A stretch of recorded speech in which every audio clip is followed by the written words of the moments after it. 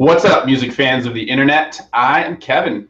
I'm Derek. And together we are last week's album, The Only Reviews with Two Different Views. And in this episode, we're talking about the new album from Diane Coffee called Everybody's a Good Dog. And we'll be asking the question, is this psychedelic Motown your ear's best friend? But before we get into that, we'll start like we always do, drinking a beer. Cheers, Derek, and everyone at home. Cheers, Kevin, everyone at home.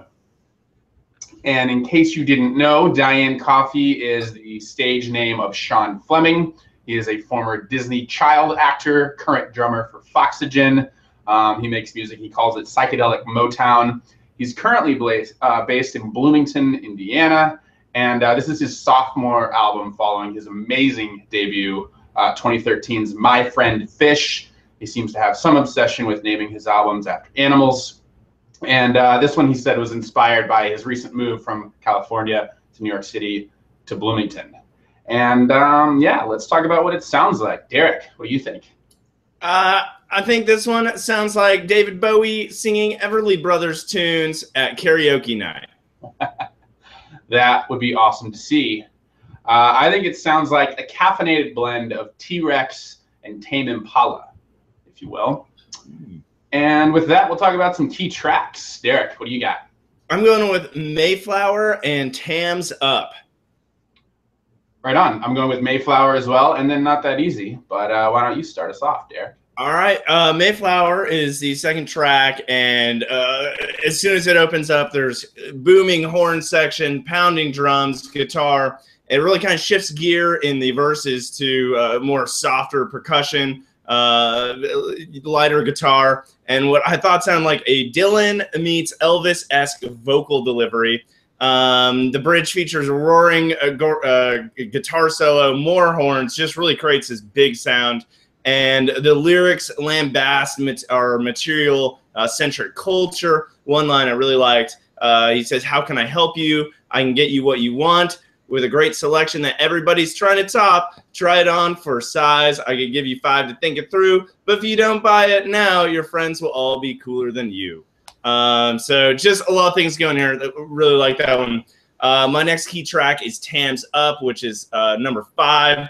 This one features bright, rising, falling keys, really upbeat tempo, guitar, organ. There's harmonized backing vocals that kind of play a call and response with the lead. It really kind of creates this, what I thought was kind of a 50s bubblegum pop vibe. Halfway through, the tempo creeps to a halt, and there's really just a distant vocal line going, joined by haunting organ, spooky guitar riff.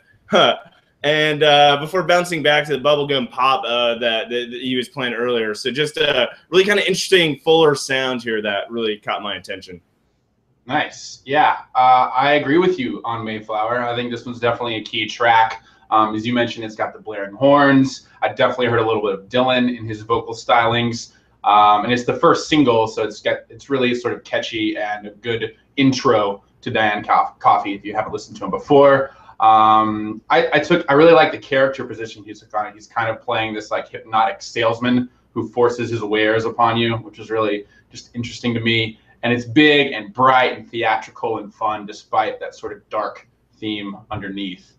And then number 11, Not That Easy. This is probably my favorite track on the album. It's got a nice string section, bluesy guitar, bouncing keys, wailing vocals. He sings about the hard work that love can be, and it's just really smooth and sweet, and this great mix of blues and doo-wop and soul all wrapped into one.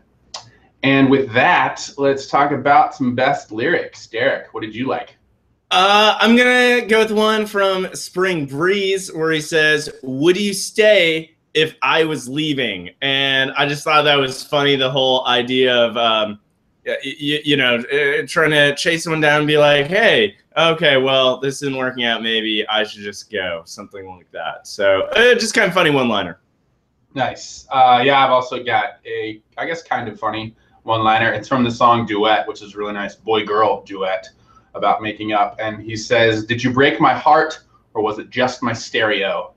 And I don't know, as a music lover, that one just really jumped out at me. And I think his personality and his quirk are what make his lyrics interesting. And I think that line really exemplifies his sort of idiosyncratic nature.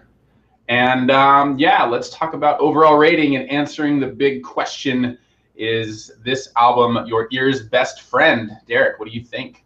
I'm gonna say yes. I think this was my ear's best friend.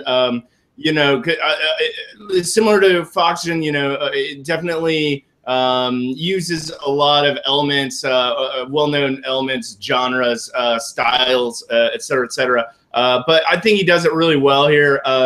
Just the way a lot of these things are pieced together, really well done, kept me engaged.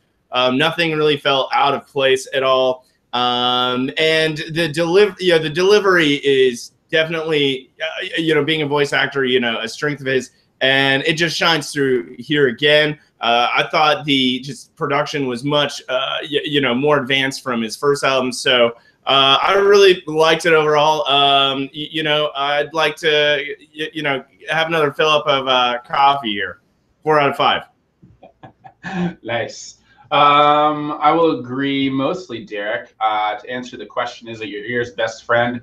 I think it's so. I think so. It's full of really pure, sugary ear candy, as well as a few brow-raising twists here and there. I think he's grown a bit since his debut, and this album deserves a spot right next to that one in your collection. Rating-wise, on the pro side, I think it's much more spacious and confident and ambitious than his debut. He takes his time on tracks and ends up in these sort of like jam sessions, particularly on Down with the Current, Duet, Too Much Spaceman. And there's more prog rock influences this time around, which when mixed with these sort of Motown and Disney sounds creates this really cool contrast on like Government and Too Much Spaceman again. On the con side, I didn't think the lyrics were that impressive. He's more about vocal style than substance. And I think some of the twists here and there were a little bit forced, like on I Dig You, for example. So overall, I'm going to give this one a 4 out of 5 as well. That makes a collective 8 out of 10 from Derek and myself. So definitely check out Everybody's a Good Dog by Diane Coffee. Let us know what you think. Don't forget to subscribe to us here at Last Week's Album.